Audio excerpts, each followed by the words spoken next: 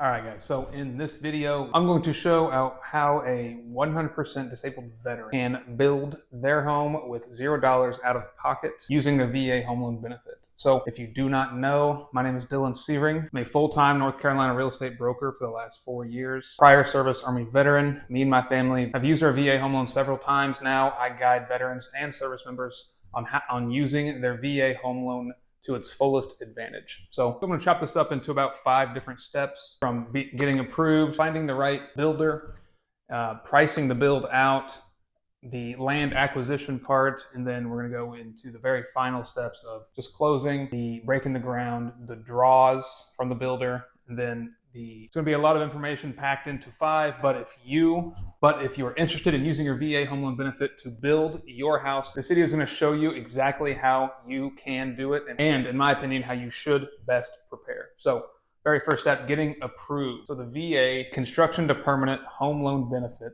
getting approved is just like any other VA home loan benefit. So first thing, you're going to have to find a VA home loan approved mortgage lender.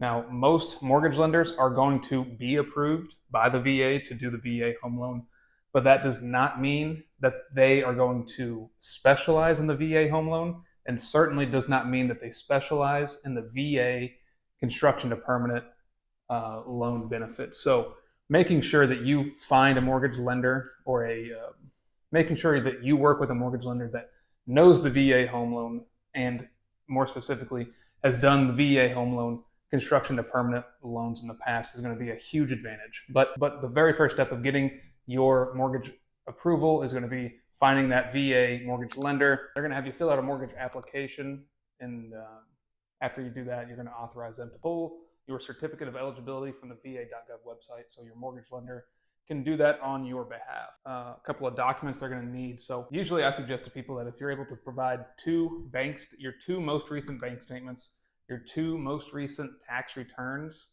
and then your ID, whether that's your CAT card or your driver's license or whatever it is that you have.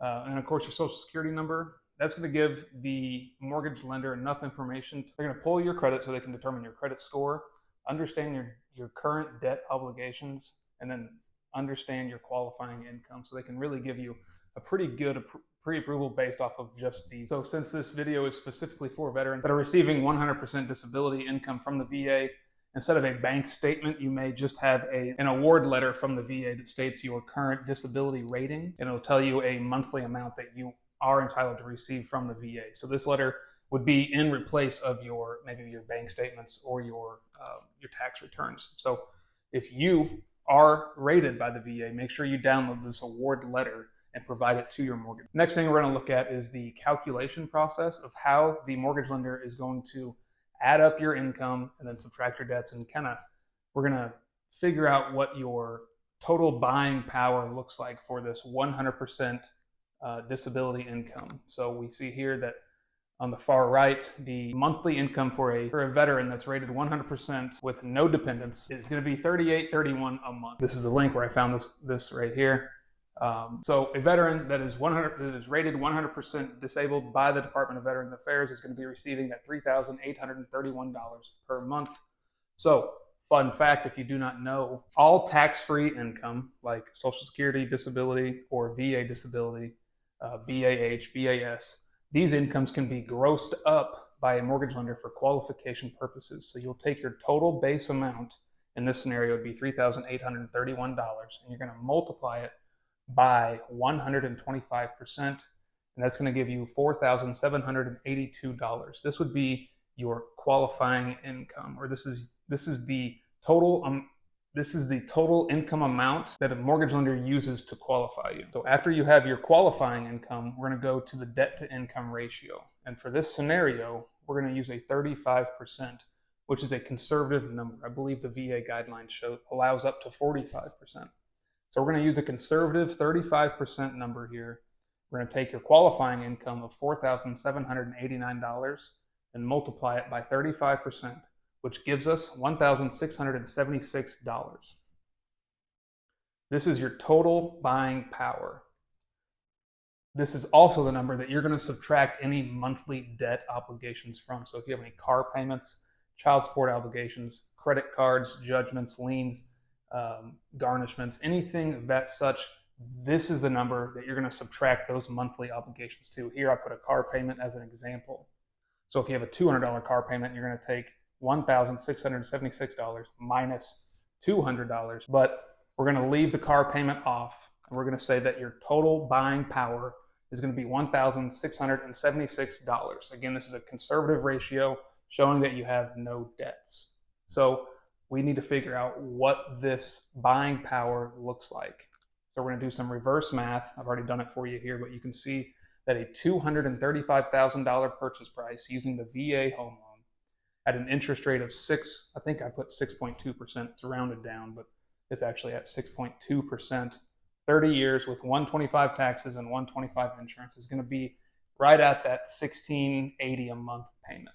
So based off of this formula, we know that our purchase price amount is going to be around that $235,000, as long as we can keep our taxes and our insurance in the same ballpark as that 125. At this point, if you're paying attention, you're probably thinking to yourself, how am I supposed to build a house for this amount? All the new construction houses that I see are $400,000, $500,000, $600,000. I'm sure that's what somebody right now is thinking. So I wanted to show this screenshot, which is in the bottom left, we see Charlotte, North Carolina. In the bottom right, we have Fayetteville. And then moving north, we have Raleigh, and then northwest is going to be Greensboro. And I put the filters. You can see at the top, $200,000 max, and then I put new construction homes only. So if you look at the top, you can see there are 137 results, which tells me that there are 137 houses, new construction houses on the market right now, just in this central part of North Carolina. So building a house for under $200,000 is very, very possible. Do not let anybody tell you any differently. So moving on, and right here is the same screenshot of the same area. Instead, I put the max price to be $25,000. And instead of new construction homes, you can see that I've selected land. And right here we see land. I have 1,200 results for land that's for sale for under $25,000. So don't let anybody tell you that you have to pay hundreds of thousands of dollars or even $100,000 to buy land. It's just not true. There are opportunities out there. So moving on to step 2 is going to be finding a VA approved builder for your house. So the builder must be approved by the VA. You can go to the va.gov website, and there's a list of all the I guess are general contractors that are approved by the VA to build the VA new construction homes. So in the description, I'll have a link directly to that va.gov website where you can see all of those VA approved builders. And they're also sorted by city and state, so you can find one that's closest to you. So the first thing, they need to be approved by the VA. Second is a recommendation, of course, but you want a local and a proven company. So you want to make sure that this company is reputable and they've done this before. Familiar with the area. They're familiar with running a business. They're familiar with building houses. They're familiar with the VA home loan. So none of these things should be surprises to them, because having a reliable and trustworthy builder is going to make your build 100% smoother. So interview multiple different builders. Again, make sure that your builder is very, very familiar with the VA home loan inspection periods, draws, and warranties that are required by the VA. I don't think that there's a lot of differences between the VA home loan new construction process and many other new construction federal lending laws. So I think there's a lot of overlays. So they're probably going to be familiar, but it is not going to hurt to double check with these builders to make sure they understand the process very, very well. And if you get all the way through, if you go through interviewing all the builders in your area and you don't like any of them, you don't trust any of them, none of them know about the VA home loan process, the VA home loan new construction or construction to permanent does allow the borrower to be their own general contractor. So that means that you can hire out for the dirt work. You can hire out for the electrical, framing, plumbing, foundation work. You can be in charge of managing all these people. You'll also be in charge of pulling the permits, making sure the inspections are scheduled on time, and making sure the draws are done efficiently. So you do have that option. It could save you a few $1,000s depending on your purchase price, but you do have that option if that's something that you want to consider. So I know I just said that I'm going to put a link to the to the va.gov website that shows all the builders. But in the description right below that link, there's also going to be a link to my website where I have put all of the VA approved builders in the country into one file. And I've also included a PDF document that serves as an interviewing template for your construction company. So it's just some questions to make sure that you are covering all the bases on their end, and you're vetting and verifying that they can do what they say they can do. So if you want this information, it's 100% free. You click the link in the description and it will be emailed to you. But moving on to step 3, once you are approved by the VA, so you know how much house you can buy, and you have found a builder that you're comfortable with, you trust, you know they're going to do a great job, or maybe you're going to do it yourself. Now you can price out your bill. So you're going to sit down with your builder of choice, and they're going to have a few different options. I can generalize them into 3 different categories of stock plan, semi-custom, and then fully custom. And as you guessed it, as you move down, they're going to get more expensive as they move on. I believe the reason for this is if they have stock plans, they probably are able to buy that inventory in massive bulk quantities, and they get a huge discount on it. And they're probably built to be already as efficient as possible. So getting the most bang for your buck would be going with a stock plan and just putting up a basic house that they've done several times. But if that's not your style, you can go to the top of your budget all the way to the bottom and do a fully customizable home. Again, it's going to depend on your location, your companies, and your budget. But if you want to stay under that $235K or total price amount, I'm going to suggest that you go with that stock plan, or be your own general contractor and source out the most cost-effective solutions. But just some important steps whenever you're pricing out your floor plan. Make sure you know your must-haves and your must-haves nots. You can waste a lot of time going back and forth with the builder. You want to know generally how many bedroom and bathrooms you want in your house, your square footage, your floor plan, if it's a ranch style or a 2-story, if you want a basement or crawl space.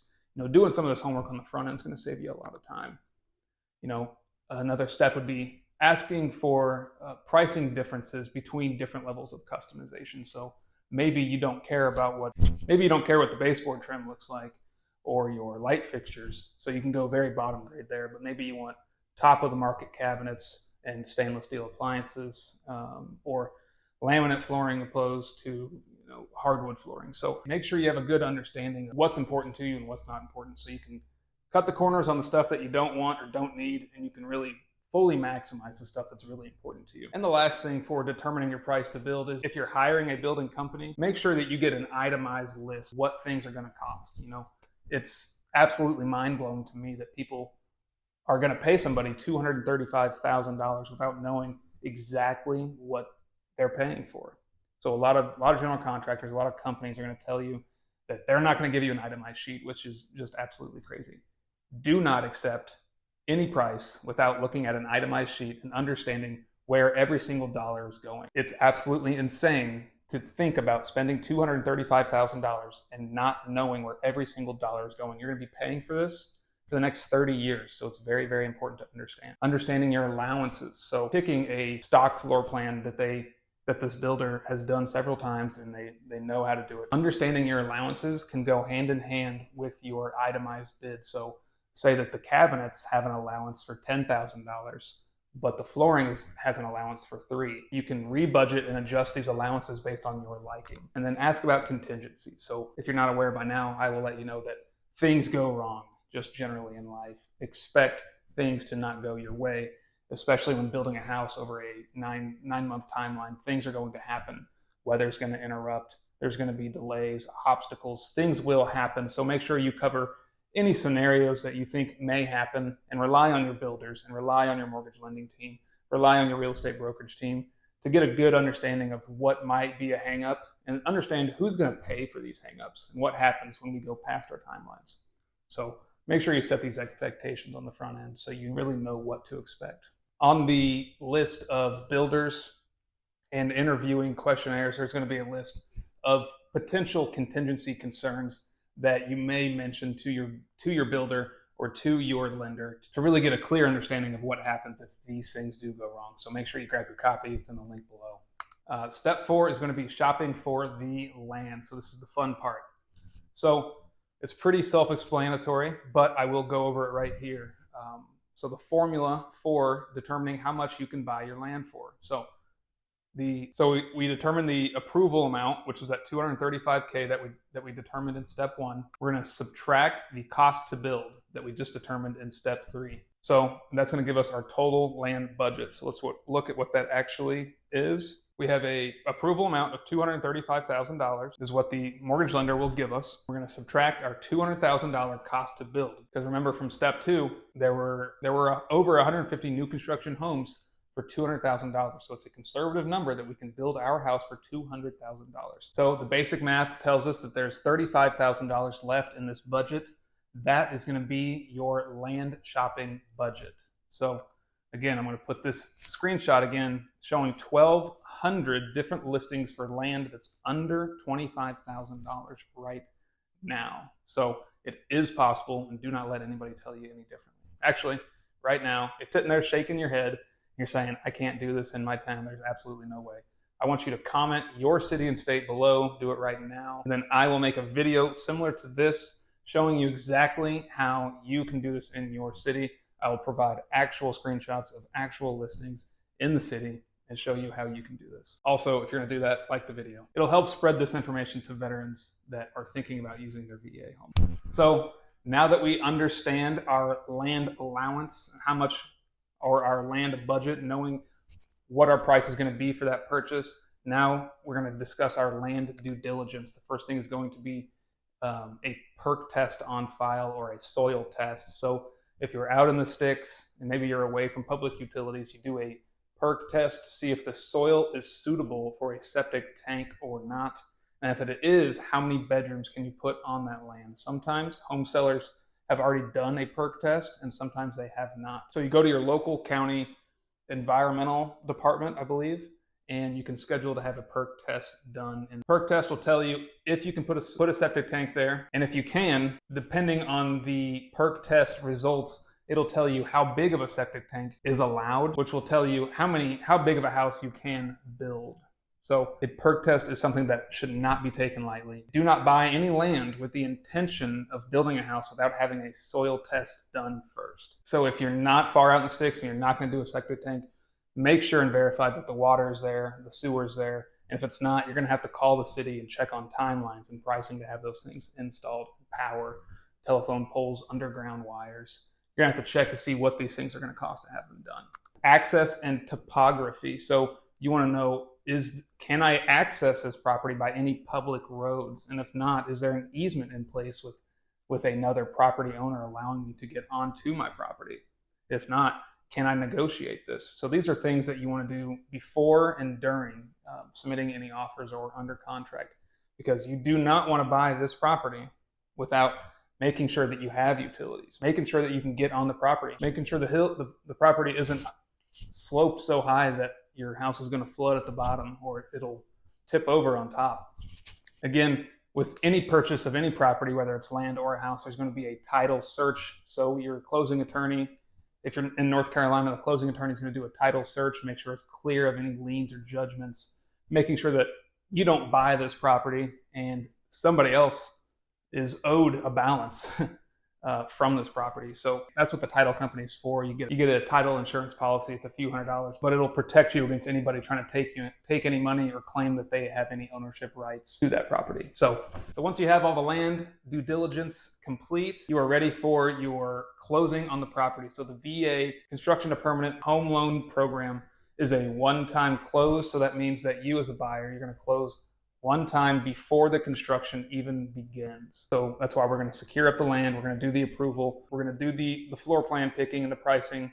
We're going to do everything on the front end, very front end heavy, but then we're going to close one time and then your construction will begin. A lot of people ask me, how do payments work if there's one close in the beginning and I can't move into the property for 6, 9, 12 months? During construction, during your build, you as the borrower only have to pay the interest only portion of your payment. So a mortgage lender, upon proving, you can look at what this mortgage cost is going to be every single month and tell you what your obligation would be monthly during your construction process. So you can factor that into your budget. But if you have enough room in your purchase price amount. So in our scenario, instead of using that $35,000 for land, if you only use $20,000 for your land and you have enough room left over, you can even put your interest-only payments and your closing costs into the loan itself. So that means that you would have no monthly costs while the construction is being done. You'll have no down payment at closing. So you would be building a brand new house based off this scenario with no job, and it would cost you absolutely $0 out of your pocket. So it's an absolutely mind-blowing thing that more veterans, more service members do not take advantage of this program. So you can build a house. It's not going to be the top of the market house. It's not going to be a beautiful house. It's not going to be a huge house. But you can build a house, and it could potentially cost you $0 out of your pocket to do so. So during the construction process, there's going to be some steps that your builder is going to take care of mostly. That's why it's important to find a builder that you do trust.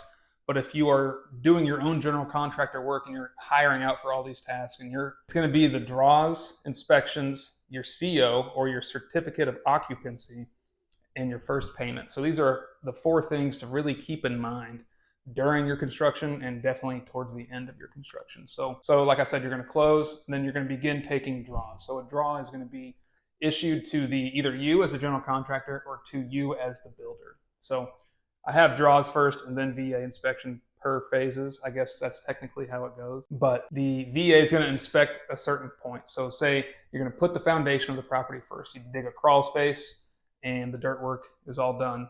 Then the VA is going to inspect the foundation, make sure it's to code and it's suitable. Then they're going to issue another draw from the balance. So that means that they're going to take the next form of payment to move on to maybe the exterior of the property and any framing work. So, and then moving on to the HVAC, plumbing, electrical, roof, et cetera, et cetera. So throughout every major step of the construction process, your builder or you as the general contractor check in with a VA approved inspector, and they're going to give you the green light, give you the go, saying that you're good to move on to the next step and you can draw the next funds for the next project. So after you do all that, you're going to have a final inspection, and as long as everything passes, the county is going to issue that certificate of occupancy, or your CO, like we said. So your first full actual payment typically is going to be on the 1st of the month, and it's going to be within about 45-day window of when your certificate of occupancy is issued. Something to consider. A lot of people get hung up on the inspection processes and the draws, and